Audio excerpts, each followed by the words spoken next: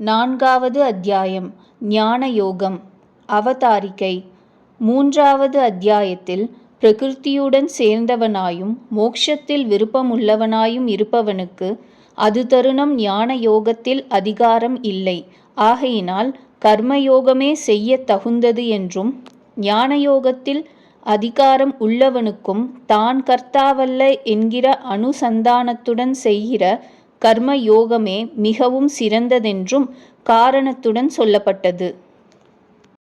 சிஷ்டன் எனும் பிரசித்தனுக்கோ விசேஷமாக கர்ம யோகமே செய்யத்தக்கது. இப்போது 4வது அத்தியாயத்தினால் இந்த கர்ம யோகம் எல்லா லோகங்களையும் உஜ்ஜீவிக்க செய்ய வேண்டியதற்காக மன்வந்தரத்தின் முதலிலேயே என்னால் உபதேசிக்கப்பட்டபடியினால் இதுவே செய்யத்தக்கதென்பதும், ஆத்ம ஞானத்தை உள்ளடக்கிக் கொண்டிருக்கின்றபடியினால் இதுவே ஞான யோகமாகிறதென்பதும், கர்மயோகத்தின் ஸ்வரூபமும் அதன் பிரிவுகளும் கர்மயோகத்தில் ஞான பாகமே முக்கியமென்பதும் சொல்லப்படுகின்றன. ஸ்ரீ கிருஷ்ண பகவான் வாக்கியம். நாசமற்ற பலனை கொடுக்கிறதற்கு ஹேதுவான இந்த லோகத்தை மன்வந்தரத்தின் ஆரம்பத்திலேயே எல்லா லோகங்களையும் சம்சாரத்திலிருந்து கரையேற்றுவதற்காக சிறந்த பிரயோஜனமாகிய மோட்சத்திற்கு சாதனமாக இருக்கின்ற யோகத்தை நான் சூரியனுக்கு சொன்னேன். அந்த சூரியன் தன் புத்திரனாகிய வைவஸ்வத மனுவுக்கும் மனுவானவர் இக்ஷ்வாகுவுக்கும் சொன்னார். ஹே பலவானான அர்ஜுனா, சம்பிரதாய வரிசையால் வந்த இந்த யோகத்தை முன்னிருந்த சிரேஷ்டமான ராஜரிஷிகள் அறிந்த விஷயமே யாம். அது வெகு காலமாக அந்தந்த காலத்திற்கும் காலத்தில் இருப்பவர்களுக்கும் கேட்பவர்களின் புத்தி குறைவினால் நஷ்டமடைந்திருக்கின்றது. ஆகையினால் நீ யுத்தம் செய்ய வேண்டியதின் நிமித்தம் இந்த கர்ம யோகத்தை உனக்கு சொன்னதாக நினைக்க வேண்டாம். அந்த புராதான யோகமே ஸ்வரூபம் மாறாமல் அளவில்லாத பக்தியினாலும் ஸ்நேகத்தினாலும் என்னையே சரணமாக அடைந்த உனக்கு என்னால் சொல்லப்பட்டது. வேதாந்தங்களில் சொல்லப்பட்ட இந்த ஞானம் உயர்ந்ததும் மறைவாகவும் உள்ளது. அஃது என்னைத் தவிர வேறொருவராலும் அறியவும் சொல்லவும் முடியாது. இந்த யோகம் இப்பொழுது அனுக்கிரக ரூபமாக என்னால் உனக்கு உபதேசிக்கப்பட்டது. இது உத்தமமான இரகசியம். ஸ்ரீ சங்கரர் அபிப்பிராயம். அர்ஜுனன் ஸ்ரீ கிருஷ்ணசுவாமியை பரபிரம்மம் என்று அறிந்த போதிலும் இவர் பிரம்மம் என்பதை தெரியச் செய்யும் பொருட்டு இந்த வினா கேட்டதாக தாத்பரியம். அர்ஜுனன் வாக்கியம். இவ்வித வச்சனங்களை கேட்ட அர்ஜுனன் புன்னகை கொண்டு, கிருஷ்ணா, உம்முடைய பிறவியானது இப்போது உண்டானது. சூரியனது பிறவி முந்தியது. அவ்வாறிருக்க தேவரீர் ஆதி காலத்தில் கூறினீர் என்பதை யான் எவ்வாறு அறியக்கூடும்? ஸ்ரீ ராமானுஜர் அபிப்பிராயம். 28 சதுர்யுகங்களுக்கு முன்னரே உதித்த சூரியனுக்கு இப்போது சிறிது காலத்திற்கு முந்தி பிறந்த நீர் எவ்வாறு சொல்லியிருக்க கூடும் என்பது கருத்து. ஸ்ரீ கிருஷ்ண பகவான் வாக்கியம். அர்ஜுனா, எனக்கும் உனக்கும் இதுவரை அநேக ஜென்மங்கள் சென்று போயின. அவை எல்லாவற்றையும் நான் அறிவேன், நீ அறியமாட்டாய். உனக்கும் எனக்கும் அநேக ஜென்மங்கள் ஆயின என்று கூறினதால் இந்த ஜென்மங்கள் எல்லாம் உண்மையென்று தெரிய வருகிறது. மேலும் நித்திய சுத்த புத்த முத்த ஸ்வபாவமுடையவன் ஆனதாலும் என்னுடையது ஞானமானது எப்பொழுதும் எதனாலேயும் மறைக்கப்படத்தக்கதல்ல. ஆகையாலும் நான் அறிவேன். அர்ஜுனா, நான் பிறப்பில்லாதவனாயினும் நாசமில்லாத ஸ்வபாவம் உடையவனாயினும் பிராணிகளுக்கு ஈஸ்வரனாயினும் சொந்தமான பிரகிருதியை ஸ்வீகரித்து ஸ்வரூப சக்தியினாலே அவதாரம் செய்கின்றேன். என்னுடைய ஸ்வபாவத்தோடு கூடி என்னுடைய ஆத்ம ஞானமாகிற சங்கற்பத்தினாலே தேவ மனுஷ்யாதி ரூபங்களாய் அப்ராக்கிருத சரீரத்துடன் அவதரிக்கின்றேன். அப்ராக்கிருதம் என்றால் உலகத்தில் காணப்படுகிறதை போலல்லாத உலக விலக்ஷணமானது. பகவத் அவதாரங்களில் முக்கியமான அவதாரங்கள் 10. அவையாவன: முதலாயிரம் தேவுடைய மீனமாய் யாமையாய் ஏனமாய் யறியாக் குறளாய் மூவுருவினி ராமனாய் கண்ணனாய் கற்கியாய் முடிப்பான் கோயில் சேவலொடு பெடையன்னஞ் செங்கமல மலரேறி யூசலாடி பூவனைமேற் உதைந்தெழும் செம்பொடி யாடி விளையாடும் புனலரங்கமே. ஓ பரத வம்சத்திற் பிறந்தவனே, எந்தெந்த காலங்களில் வருணாசிரம தர்மத்திற்குக் கெடுதியும் அதர்மத்திற்கு அபிவிருத்தியும் உண்டாகின்றதோ அப்பொழுது என்னை நான் சிருஷ்டித்துக் கொள்ளுகின்றேன். அஃதாவது என்னுடைய பிறப்பிற்குக் கால நியமம் இல்லை. எந்தெந்த தருணத்தில் வேதத்தில் சொல்லப்பட்டதாயும் 4 வருணங்கள் 4 ஆசிரமங்கள் இவைகளின் ஏற்பாட்டை அனுசரித்திருக்கிறதாயும் அவசியம் செய்ய வேண்டியதுமான தர்மத்திற்கு வாட்டம் உண்டாகின்றதோ, எந்தச் சமயத்தில் அதற்கு விரோதமான அதர்மத்திற்கு விருத்தி உண்டாகின்றதோ அப்பொழுது நானே என்னுடைய சங்கற்பத்தினால் என்னை சிருஷ்டித்துக் கொள்ளுகின்றேன். ஏனெனில் சாதுக்களை காப்பாற்றுவதற்காகவும் பாப்பிகளை நாசம் செய்வதற்காகவும் தர்மத்தை ஸ்தாபிப்பதற்காகவும் யுகங்கள் தோறும் யான் அவதாரம் செய்கின்றேன். சாதுக்கள் ஆவார் கீழ் சொல்லிய அடையாளமுள்ள தர்மங்களை செய்வதையே ஸ்வபாவமாக உடையவர்களான வைஷ்ணவர்களில் சிறந்தவர்கள்.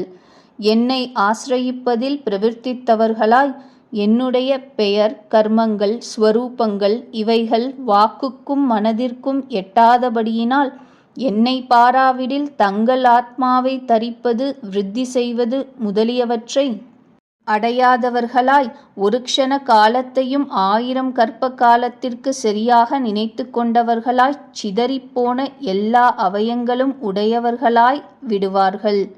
ஆதலின் என்னுடைய ஸ்வரூபம் சேஷ்டைகள் பார்வை சம்பாஷணம் முதலியவைகளை கொடுப்பதனால் அவர்களை காப்பாற்றுவதற்காகவும் அவர்களுடைய விரோதிகளை நாசம் செய்வதற்காகவும் குறைந்து போன வேதத்தில் சொல்லப்பட்ட என்னுடைய ஆராதனமான தர்மத்திற்கு ஆராதிக்கப்படும் ரூபத்தை காட்டுவதனால் அதை நிலைநிறுத்துவதற்காகவும் தேவன் மனுஷ்யன் முதலிய ரூபத்தை கொண்டு யுகங்கள் தோறும் பிறக்கின்றேன்.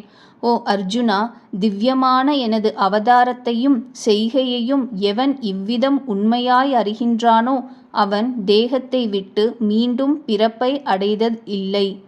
அவன் என்னையே அடைகின்றான். ஸ்ரீ மாத்வாச்சாரியார் கூற்று.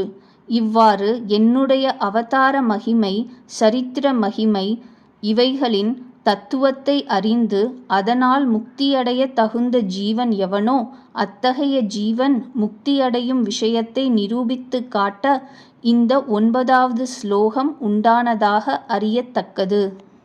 கர்மங்களை காரணமாக உடைய முக்குணங்களுக்கு ஆதாரமான பிரகிருதியில் சம்பந்தமாகிற பிறப்பு இல்லாதவனாயும் எல்லாவற்றிற்கும் ஈஸ்வரனாய் இருத்தல் எல்லாவற்றையும் உணர்ந்தவனாய் இருத்தல் சத்திய சங்கற்பனாய் இருத்தல் முதலிய எல்லா கல்யாண குணங்களையும் உடைய சாதுக்களை காப்பாற்றுவதையும் என்னை அவர்கள் ஆசிரயிப்பதையும் முக்கியமான பிரயோஜனமாக உடையதாயும் பிரகிருதி சம்பந்தமற்றதாயும் எனக்கே அசாதாரணமாயும் இருக்கின்ற என்னுடைய அவதாரத்தையும் அதன் காரியத்தையும் உண்மையாக எவன் அறிகின்றானோ அவன் இது தருணம் இருந்து கொண்டிருக்கும் தேகத்தை விட்டு மறு ஜென்மத்தை அடைகிறதில்லை. அதாவது என்னையே அடைகின்றான். மேலும் என்னுடைய திவ்யமான அவதாரம் அதன் காரியம் இவைகளில் உண்மையை அறிவதனால் என்னை ஆசிரயிப்பதற்கு தடையான எல்லா பாபங்களையும் போக்கடித்தவனாய் இந்த ஜென்மத்திலேயே சாஸ்திரங்களில் கூறியவாறு என்னை ஆசிரயித்து என் ஒருவனிடத்திலேயே பிரீத்தியுள்ளவனாயும் என் ஒருவனிடத்திலேயே மனத்தை செலுத்தினவனாயும் என்னையே அடைகின்றான். ஓ அர்ஜுனா, ஆசை பயம் கோபம் இவைகளற்ற மனத்தை என்னிடத்தில் வைத்திருக்கின்றவரும் என்னையே உபாசித்து கொண்டிருக்கின்றவரும் ஆகிய அநேகர் ஞானமாகிற தபஸினாலே பரிசுத்தர்களாய் என்னுடைய சாயுஜ்யத்தை அடைவார்கள். கருத்து. இந்த சாயுஜ்யத்தை குறித்து விரிப்பின் வாதமே பெருகும். கம்பநாட்டாழ்வார் விராதன் வாயிலாக அன்னமாய் என்னும் பாட்டால் இவ்விஷயத்தை இறைவனையே வினவினர். ஒன்றால் உணராது உள்ளபடியே உணர்த்துவோன் அவனே யாகலானும் சாயுஜ்யத்தை அறிந்து வந்து கூறுவோர் இன்மையாலும் பாஷ்யக்காரரெல்லாம் மாறுபட்டு தத்தம் மதத்தையே நாட்டினர். அர்ஜுனா, எவரெவர்கள் எவ்வாறு எவ்வாறு என்னை உபாசிக்கின்றனரோ அவரவர்களின் தேச கால நாம ரூப குலங்களுக்குத் தக்கபடி அவரவர்களை காப்பேன். இவ்வாறு செய்தால் அனைவரும் என்னை அனுசரிப்பர்.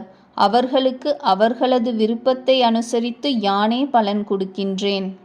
அர்ஜுனா, இந்த லோகத்தில் கருமங்களின் பலனை அபேட்சிக்கின்றவர்கள் இந்திராதி தேவதைகளை ஆராதிக்கின்றார்கள். ஏனென்றால் மனுஷ்ய லோகத்தில் கரும பலனானது விரைவில் உண்டாகின்றது. 4 வருணங்களும் என்னாலே குண கர்மங்களை பாகம் செய்வதாலே உண்டு செய்யப்பட்டன. அதற்கு நான் கர்த்தாவான போதிலும் என்னை பற்றுதலற்றவன் என்றும் உண்டு செய்தவன் அல்ல என்றும் அறியக்கடவாய். கர்மங்கள் என்னை தொடுகிறதில்லை, கர்மங்களின் பலத்தில் எனக்கு இச்சையும் இல்லை என்றிவ்வகையாக என்னை உணர்ந்து ஞானி கர்மங்களாற் கட்டுப்பட மாட்டான்.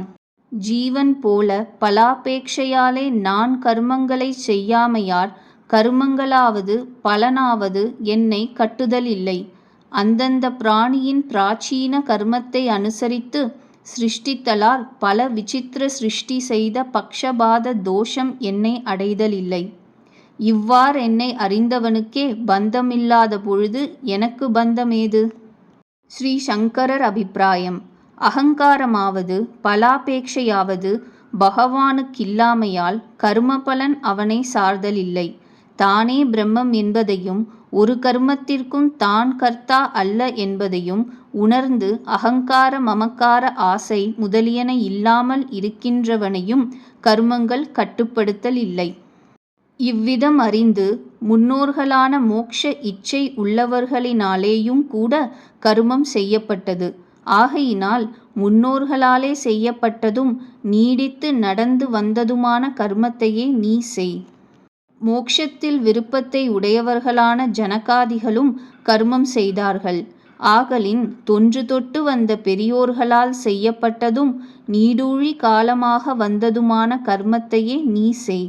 கர்மத்தை செய்து பலனை பகவானுக்கு அர்ப்பணம் செய்தால் அதனால் சித்த சுத்தியும் ஞானமும் அடைந்து ஞானத்தினால் மோட்சத்தை பெறலாம்.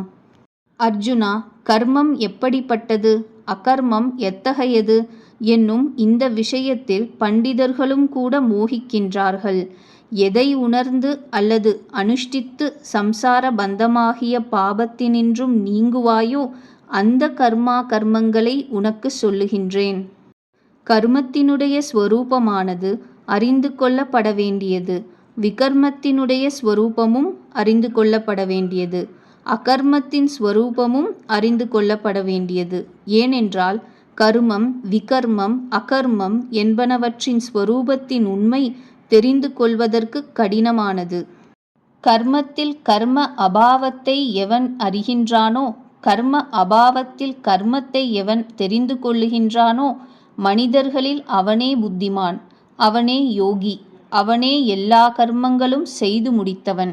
ஸ்ரீ சங்கரர் அபிப்பிராயம்.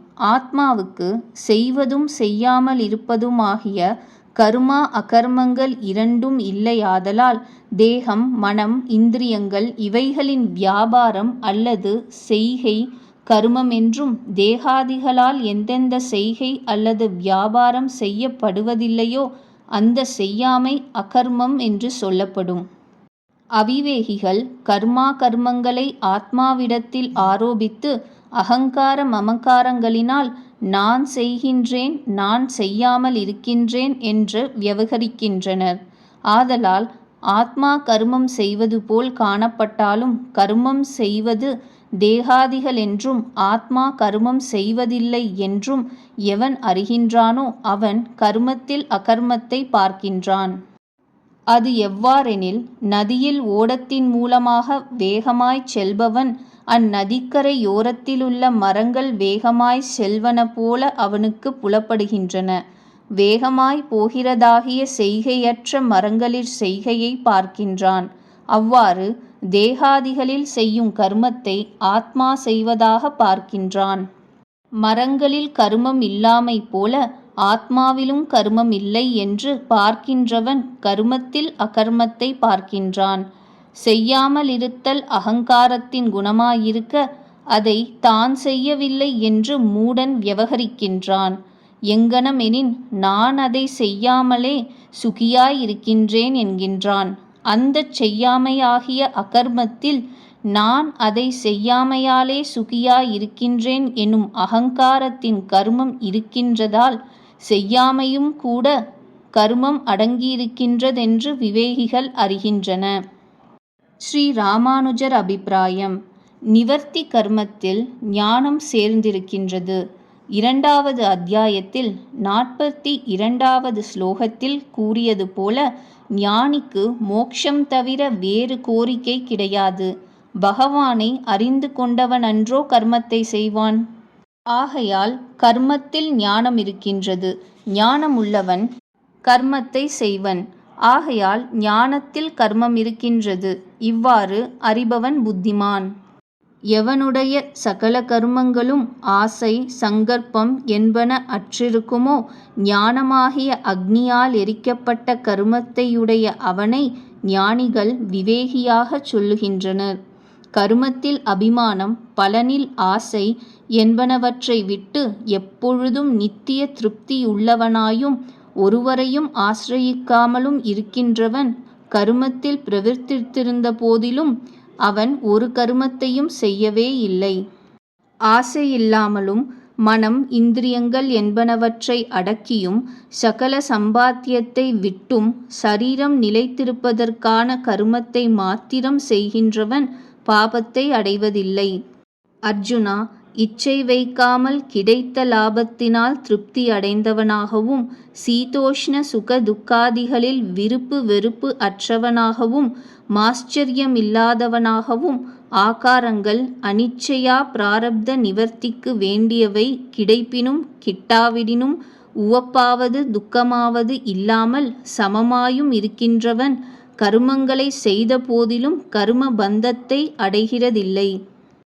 அபிமானத்தை விட்டும் காம குரோதங்களை தவிர்த்தும் ஞானத்தாலே ஸ்திரமான மனம் உடையவனாய் பகவத் ஆராதனார்த்தமாகவே செய்கின்றவனது கருமம் பலனோடு நசிக்கும். யாகத்தில் நெய் எதனால் எடுத்து அக்னியில் விடப்படுகின்றதோ அந்த வஸ்துவும் பிரம்மமே. அன்னம் முதலியனவும் பிரம்மமே. பிரம்மமாகிய அக்னியில் யக்ஞகர்த்தாவாகிய பிரம்மத்தினாலே செய்யப்படுகிற ஹோமமும் பிரம்மமே. அந்த பிரம்மமாகிய யக்ஞ கர்மத்தில் நிலையுள்ள மனத்தை உடையவனாலே அடையப்படுவதும் பிரம்மமே. கிருஷ்ணா, அவ்வாறிருந்தால் கர்மம் செய்கையில் மந்திர தந்திர லோபம் உண்டாயின் என்ன கதி? அர்ஜுனா, பிரம்மம் என்கின்ற சாதனத்தால் பிரம்மம் எனும் அவிசை பிரம்மம் எனும் அக்னியில் பிரம்மம் ரூபனாகர்த்தத்தால் ஹோமம் செய்யப்படுகின்றது. பிரம்ம ரூபமான கர்மத்தை தியானம் செய்வதால் அவ்வாறு தியானிப்பவனுக்கு பிரம்மமே பிராப்யமாம். எல்லாம் பிரம்மமே என்று கர்மம் செய்யின் தவறினும் தோஷமில்லை என்பது கருத்து. மேலும் கர்மமானது அதற்கு சாதனமான சகல வஸ்துக்களும் பிரம்மம் என்கின்ற அனுசந்தானத்துடன் செய்யப்படுகிறபடியால் ஞானாகாரம் ஆகிறது. இந்த கர்மத்தினால் பரபிரம்மத்தை ஆத்மாவாக உடைத்தானவன் ஆத்மஸ்வரூபத்தை அடைகிறான். கருத்து. இந்த 24வது ஸ்லோகத்தின் அபிப்பிராயம் யாதோவெனின், எவன் உலகத்திற்காணும் ஒவ்வொரு வஸ்துவிலும் பிரம்மமே நிறைந்திருப்பதாக நினைத்து தான் செய்யும் ஒவ்வொரு காரியமும் பிரம்மமே என்று தெரிந்து கொள்ளுகின்றானோ அவன் பிரம்மமாவான். கிருஷ்ணா, கர்மத்தை ஒருவிதமாகவே செய்ய வேண்டுமோ? அன்றி தேச கால வர்ணாசிரமங்களுக்கு தக்கபடி செய்ய வேண்டுமோ? மேற்கூறிய விஷயத்திற்கு ஸ்ரீ சங்கரர் அபிப்பிராயம். தன்னாலேயே தன்னை பிரம்மமாகிற அக்னியில் ஹோமம் செய்கின்றார்கள். இதன் தாத்பரியம் என்னவென்றால், நெய்யானது தீயில் எவ்வாறு சேர்க்கப்படுகிறதோ அவ்வாறு உபாதியுடைய ஆத்மாவை நிரூபாதிகனான பரமாத்மாவினிடத்தில் ஐக்கியம் செய்வது அல்லது சேர்ப்பது என்பதேயாம். ஸ்ரீ ராமானுஜர் அபிப்பிராயம். தேவதையின் அர்ச்சனமாகிய யஜ்ஞத்தை சில கர்மயோகிகள் சேவிக்கின்றார்கள். அதிலேயே நிஷ்டையைச் செய்கின்றார்கள். பின்னும் சிலர் பிரம்மரூபமான அக்னியில் யஜ்ஞத்தை யஜ்ஞத்தினாலேயே ஹோமம் செய்கின்றார்கள். இவ்விடத்தில் யஜ்ஞம் என்கின்ற பதங்கள் அவிசு, சுருக்கு முதலிய யஜ்ஞ சாதனங்களைச் சொல்லுகின்றன. பிரம்மார்ப்பணம் பிரம்மஹவி என்கின்ற நியாயத்தினால் யாகம், ஹோமம் இவைகளின் நிஷ்டையைச் செய்கிறார்கள் என்று கூறுவர். சுருக் என்றால் யஜ்ஞத்தில் ஹோமம் செய்ய வேண்டிய அன்னாதிகள் எதனால் எடுத்து ஹோமம் செய்யப்படுகின்றதோ அந்த மரத்தினால் செய்யப்பட்டிருக்கிற பாத்திரம். சுருவம் என்றால் மேற்கூறியபடி ஹோமம் செய்ய நெய் முதலியவற்றை எடுக்கும் பாத்திரம். நாம் அன்னம், நெய் இவற்றால் ஹோமம் செய்யும்போது பிலாச இலை உபயோகிப்பது போலேயாம். அர்ஜுனா, சில கர்ம யோகிகள் இந்திராதி தேவதைகளை உத்தேசித்து யாகத்தையே செவ்வையாய்ச் செய்கின்றார்கள். சில ஞான யோகிகள் பிரம்மார்ப்பணமான யஜ்ஞத்தினாலேயே ஆத்மாவை பிரம்மா ஆகிற அக்னியால் ஹோமம் செய்கின்றார்கள். சிலர் செவி முதலிய இந்திரியங்களை விஷயங்களில் பிரவேசியாமல் அடக்குதலாகிய அக்னியில் ஹோமம் செய்கின்றார்கள். வேறு சிலர் சப்த முதலிய விஷயங்களை இந்திரியங்களாகிய அக்னியில் ஹோமம் செய்கிறார்கள். சிலர் ஞானேந்திரிய கர்மேந்திரிய வியாபாரங்களையும் பிராணவாயு முதலிய 10 வாயுக்களை உடைய வியாபாரங்களையும் ஞானத்தால் பிரகாசிக்கின்ற பிரம்ம ஞான நிஷ்டையில் மனத்தை நிறுத்துதலாகிய யோகம் என்கின்ற அக்னியில் ஹோமம் செய்கின்றார்கள். 10 வாயுக்களும் அவற்றின் செய்கையும். முதலாவது பிராணன். தேகத்தில் இருந்து கொண்டு ஞானேந்திரியங்கள் மூலமாய் சில பாகம் போவதும் வருவதுமாய் இருப்பது. இரண்டாவது அபானன். அபானத்தின் வழியாய் சில பாகம் போவதும் வருவதுமாய் இருப்பது. மூன்றாவது வியானன். தேகம் முழுவதும் சுற்றி கொண்டே இருப்பது. இந்த வாயுதான் இரத்தத்தை தேகம் முழுவதும் பரவும்படி செய்வது. நான்காவது உதானன். தேகத்திற்குள் நாபியிலிருந்து தலை உச்சி வரையில் போய் வருவதாக இருப்பது. ஐந்தாவது சமானன். ஆகாராதிகளை ஜீரணம் செய்வித்து ஆகாரத்தின் சத்துக்களை அவை போய்ச் சேர வேண்டிய இடத்தில் சேர்த்து அசத்தை மலஜல ரூபமாய் வெளியிடச் செய்தல். ஆறாவது நாகன். வாந்தியை உண்டு பண்ணுதல். ஏழாவது கூர்மன். கண்களை மலரச் செய்தல். எட்டாவது கிருகரன். தும்மலை உண்டாக்குதல். ஒன்பதாவது தேவதத்தன். கொட்டாவியை உண்டாக்குதல். பத்தாவது தனஞ்சயன். தேகத்தில் பிராணன் இருக்கையிலும் பிராணன் நீங்கிய பிறகும் தேகத்தில் இருப்பது. சிலர் பொருள் ஈதலை யாகமாகச் செய்கின்றார்கள். சிலர் தவத்தை யாகமாகச் செய்கின்றார்கள். சிலர் யோகத்தை யாகமாகச் செய்கின்றார்கள். சிலர் வேத சாஸ்திரங்களை பாராயணம் செய்தல், அவற்றின் பொருளை விசாரம் செய்தல் இவற்றையே யாகமாக செய்கின்றார்கள். இவ்வித யாகங்களைச் செய்பவர்கள் கடினமான விரதத்தை உடையவர்களாயிருக்கின்றார்கள். யோகம் எனின் சேருதல். எங்கெங்கே சேர வேண்டுமோ அங்கங்கே சேருதல். எனின் யாத்திரை செய்தல் யோக யஜ்ஞம். சிலர் ஸ்வாத்தியாயம் எனின் வேதாத்யயனம் செய்தல். பொருள் தெரிந்து கொள்ளாமல் அத்யயனம் செய்யின் பிரயோஜனம் இல்லை. சிலர் ஞான யஜ்ஞமும் செய்வர் எனின் வேதார்த்த விசாரம் செய்வர். இவையெல்லாம் எத்தனத்தால் உண்டாகும்? பிராணாயாமம் செய்பவர்களாகிய வேறு சிலர் ஆகார நியமத்துடன் அபானத்தில் பிராணவாயுவை ஹோமம் செய்கின்றனர். மற்றும் சிலர் பிராணவாயுவில் அபானவாயுவை ஹோமம் செய்கின்றனர். மற்றும் சிலர் பூரக ரேச்சக கும்பக பிராணாயாமங்களில் பிராண அபான வாயுக்களின் கதியை லயமடையச் செய்வர். கிருஷ்ணா, இவை எல்லாவற்றிற்கும் பலம் ஒன்றுதானா? அர்ஜுனா, இவர்கள் எல்லோரும் யஜ்ஞத்தை அறிந்தவர்களாய் யஜ்ஞத்தால் லாபம் நசித்தவர்களாய் யஜ்ஞசேஷமான அமிர்தத்தை புசித்து சாஸ்வதமான பிரம்மத்தை அடைகின்றனர். கிருஷ்ணா, இந்த கர்மத்தில் எதுவும் செய்யாத பட்சத்தில் என்ன கதி? அர்ஜுனா, இகபரங்களுக்கு அந்நியனாய் நசித்து போவன்.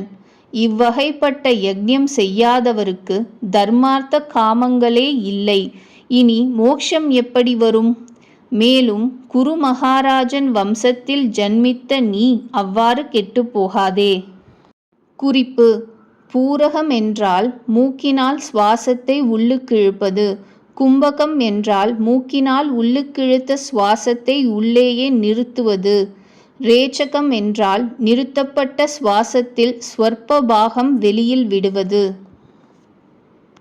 சிலர் மிதமான ஆகாரம் செய்து கொண்டு இந்திரியங்களுடைய வியாபாரங்களை தமக்கு வசமான இந்திரியங்களிலேயே ஹோமம் செய்கின்றனர். இவர்கள் எல்லோரும் யாகத்தை அறிந்தவர்கள். யாகத்தினால் தங்கள் பாபங்களை போக்கடித்து கொண்டவர்கள். மேற்கூறிய விஷயம் இல்லறத்தானை பற்றி நினைக்கில் இவ்வாகாரம் பொருந்தும். யோகியை பற்றி கூறுமிடத்து பொருந்தாதாம். அன்னபானாதிகளை நிரம்ப உண்ணாது, அதாவது மூக்கால் வயிற்றை நிரம்பச் செய்து கொண்டு கால் வயிற்றை காற்று சஞ்சரிக்கும்படி விடுதலால் வியாதிக்கிடமின்றி இரத்த விருத்தியாகி தேகத்தில் வலிமை அதிகம் உண்டாம். இந்த பலம் கர்மத்தில் இச்சை நுகர்விக்கும். ஆகையால் யோகி தான் எவ்வளவு ஆகாரத்தை உட்கொள்ள வேண்டுமோ அதனையே அனுசரித்தல் வேண்டும். நித்திய நைமித்திகம் முதலிய யஜ்ஞங்கள் செய்து மிச்சமாகிய அன்னத்தை உண்பவர்கள் சாஸ்வதமான பிரம்மத்தை அடைவார்கள்.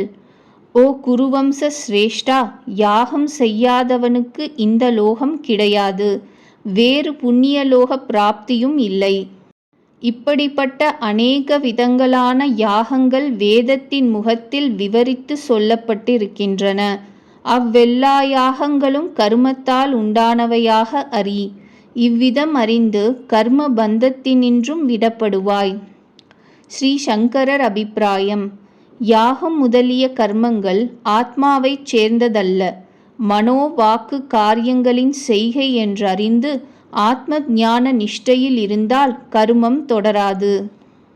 பஞ்சமா யஜ்ஞங்கள் முதலான நித்திய நைமித்திக கர்மங்களை செய்யாதவனுக்கு பிரகிருத்தியில் சம்பந்தப்பட்ட இந்த லோகமே இல்லை. அதாவது பிரகிருத்தியின் பரிணாமமான இந்த லோகத்தைச் சேர்ந்த தர்மம், அர்த்தம், காமம் என்கின்ற பெயரையுடைய புருஷார்த்தமே சித்திக்கிறதில்லை. இதைவிட வேறுபட்ட மோட்சம் என்னும் பெயரை உடைய புருஷார்த்தம் எவ்விதம் கிடைக்கும்? உயர்ந்த புருஷார்த்தமாக மோட்சமே கீழே விவரித்துள்ளதால் அதை தவிர மற்றைய புருஷார்த்தம் இந்த லோகமே என்று சொல்லப்பட்டிருக்கின்றது. அவை எல்லாவற்றையும், அதாவது எல்லா யாகங்களையும் நித்திய நைமித்திக கர்மங்களினால் உண்டானவைகளாக தெரிந்து கொள். இவ்வாறு அனுஷ்டித்து வந்தால் நீ மோட்சத்தை அடைவாய். இவ்வாறு உணர்ந்து கர்ம பந்தத்திலிருந்து விடுபடுவாய் என்று சொன்னதின் தாத்பரியம் என்னவென்றால், யஜ்ஞம் முதலிய கர்மங்கள் ஆத்மாவை சேர்ந்ததல்ல, மனோவாக்கு காயங்களின் செய்கை என்றறிந்து ஆத்ம ஞான நிஷ்டையிலேயே இருப்பாயாகில் கர்மம் உன்னை தொடராதென்பதாம். இவ்வாறு அநேக விதமான கர்ம யோகங்கள் ஆத்மஸ்வரூப நிச்சயம் அடைவதற்கு காரணங்களாய் இருக்கின்றன. மேற்கூறிய சகல கர்ம யோகங்களும் தினந்தோறும் அனுஷ்டிக்கிற நித்திய நைமித்திக கர்மங்களால் உண்டாயினவென்று அறி. இவ்விதம் தெரிந்து அனுஷ்டித்து வந்தால் மோட்சம் அடைவாய். சத்ருக்களை ஜெயிக்கும் ஸ்வபாவமுள்ள அர்ஜுனா, திரவியத்தால் செய்யக்கூடிய யாகத்தை பார்க்கிலும் ஞானமாகிய யாகம் சிறந்ததாம். ஓ பார்த்தா, பகவத் அர்ப்பணமாக செய்யப்படும் சகல கர்மங்களும் பலன்களோடு ஞானத்திலே அடங்கி இருக்கின்றன. ஓ பாண்டவா, ஆத்ம தத்துவத்தை உணர்ந்த பிரம்ம ஞானிகள் எந்த பிரம்ம ஞானத்தை உனக்கு உபதேசம் செய்வார்களோ, எந்த ஞானத்தை அடைந்து மறுபடியும் இவ்வித மோகத்தை அடைய மாட்டாயோ, எந்த ஞானத்தாலே சகல பிராணிகளையும் அந்தர்யாமியான என்னிடத்தில் பார்ப்பாயோ, அதாவது எந்த ஞானத்தினாலே சகல பிராணிகளையும் உன்னிடத்திலும் அவ்வாறே என்னிடத்திலும் பார்ப்பாயோ, அந்த ஞானத்தை சாஷ்டாங்க நமஸ்காரத்தினாலேயும் செவ்வையாய் கேட்பதினாலேயும் குரு வணக்கத்தினாலேயும் அறிந்து கொள். இதுவரையில் ஆத்ம விஷயத்தை உனக்கு நான் சொல்லியிருக்கின்றேன். இப்போது நான் சொல்லி வந்த விதமாய் கர்ம யோகத்தை நீ அனுஷ்டித்து வந்தால் கர்ம யோகத்தினுடைய சித்தி உனக்கு உண்டாகும். அவ்வாறு கர்மயோக சித்தி உனக்கு உண்டாகும் காலத்தில் பெரியோர்களை அடைந்து சேவை செய்வாயாகில் அவர்கள் உனக்கு ஞானத்தை உபதேசிப்பார்கள் என்பது கருத்து. மேலும் எந்த ஞானத்தை அறிந்து கொண்டு மீண்டும் இவ்விதமாக தேகத்தையே ஆத்மாவென்று நினைக்கின்றதும் அதனால் உண்டாக்கப்பட்ட மற்றைய வஸ்துக்கள் என்னுடையதென்று நினைக்கின்றதுமாகிய அஞ்ஞானத்தை அடைய போகிறதில்லையோ, எந்த ஞானத்தினால் தேவன் மனிதன் முதலிய ஆகாரத்தை உடையதாக அறியப்பட்ட எல்லா பிராணிகளையும் உன்னுடைய ஆத்மாவினிடத்திலேயே பார்க்கப் போகின்றாயோ, எந்த காரணத்தினால் பிரகிருதியை விட்டு நீங்கிய நீயும் மற்ற பிராணிகளும் ஞானம் ஒன்றையே ஸ்வரூபமாக உடையவைகள் ஆகையினால் சமமானவைகளோ, பிரகிருதியின் சம்பந்தமாகிய தோஷத்தினால் விடப்பட்ட ஆத்மாக்களின் ஸ்வரூபம் எல்லாம் சமமென்று குற்றமற்ற பிரம்மமானது சர்வத்திலும் சமமானதல்லவா? ஆகையினாலே பிரம்மத்தினிடத்தில் அவர்கள் நிஷ்டையை அடைந்திருக்கின்றார்கள். பிறகு என்னிடத்தில் எல்லா பிராணிகளையும் முழுமையாய் பார்க்கப் போகிறாய். பரிசுத்தமான எல்லா ஆத்மவஸ்துவும் என்னுடைய ஸ்வரூபத்திற்கு சமமாய் இருக்கின்றபடியால் இந்த ஞானோ உபாயத்தை அனுஷ்டித்து என்னுடைய நிஜ ரூபத்தை அடைந்தவர்கள் என்றல்லவோ இனி சொல்லப் போகிறேன். பெயர், ரூபம் இவைகளினால் விடப்பட்ட எல்லா ஆத்ம வஸ்துக்களும் ஒன்றுக்கொன்று சமமானவைகள். பரமாத்மாவுடனும் ஒப்பிட்டவர்களே யாம்.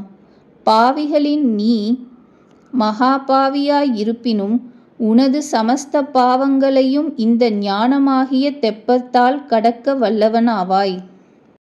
அர்ஜுனா, நன்றாய் ஜொலிக்கும் அக்னி எவ்வண்ணம் காஷ்டங்களை பஸ்பமாக்கின்றனவோ அவ்வண்ணமே ஞானமாகிய அக்னி சகல கர்மங்களையும் சாம்பலாக்கும். இந்த உலகத்தில் ஞானத்தோடு சமானமாய் பரிசுத்தமானது வேறொன்றும் இல்லை. கர்மயோக சித்தியை அடைந்தவன் வெகு காலத்திற்கு பின்பு தன்னிடத்தில் அந்த ஞானத்தை தானாகவே அடைகின்றான். குரு உபதேசத்தில் நம்பிக்கை உள்ளவனாயும் ஞானம் அடைதலிலே முயற்சி உள்ளவனாயும் இந்திரியங்களை அடக்கினவனாயும் இருக்கின்றவன் ஞானத்தை அடைகின்றான். அவ்வாறு ஞானத்தை அடைந்து அதி சீக்கிரத்தில் சிறந்த சித்த சுத்தியும் அடைகின்றான். குரு உபதேசத்தை தெரிந்து கொள்ளாதவனும் அதில் நம்பிக்கை இல்லாதவனும் குரு உபதேசித்த விஷயத்தில் பலன் உண்டாகுமோ மாட்டாதோ எனும் ஐயம் உடையவனும் கேட்டை அடைவான். ஐயம் உடையவனுக்கு இந்த லோக பிரயோஜனமும் இல்லை, பரலோக பிரயோஜனமும் இல்லை, சுகமும் இல்லை. தனஞ்சயா, பலாபேட்சையை விட்டு பகவத்தர்ப்பண புத்தியோடு செய்கின்ற கர்மயோகியாயும் ஞானத்தாலே சகல ஐயங்களையும் போக்கிக் கொண்டவனாயும் பிரம்மனிஷ்டனாயும் இருப்பவனை கர்மங்கள் பந்தம் செய்ய மாட்டா. பாரதா, ஆதலால் உனது புத்தியில் இருக்கின்றதும் அஞ்ஞானத்தால் உண்டானதுமான இந்த சந்தேகத்தை ஞானமாகிய வாளாலே வெட்டி எறிந்து கர்ம யோகத்தை அனுஷ்டானம் செய். இனி யுத்தம் செய்ய எழுந்திரு. 4வது அத்தியாயம் முற்று பெற்றது.